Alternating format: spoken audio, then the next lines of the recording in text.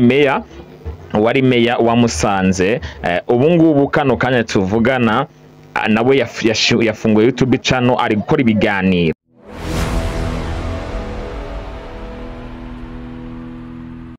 Ndagusuhuje kandi nanone nguhaye ikaze kuri Bin Empire, ngushimira ko tubana mu biganiro bitandukanye umunsi ku munsi, tukabana hano kuri Bin Empire ndetse no kuzindi channel dukoreraho.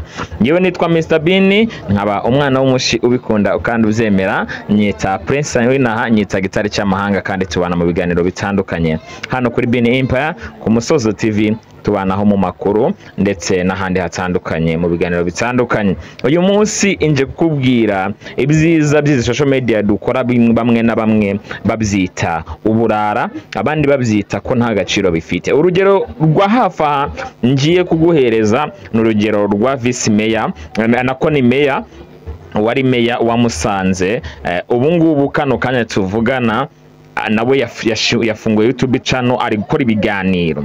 Ni umumama wiyubashye, ni umumama uhabwa agaciro mu Rwanda.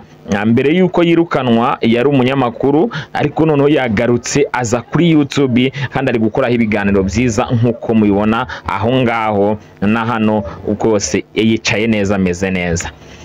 Ati bimeze gute rero? Impamvu inje kubivugaho cyangwa mbifashe umwanya, nkatanga n'urugero rwa vice mayor, anako rwa mayor ariko ikindi kumwita vice mayor kakantora.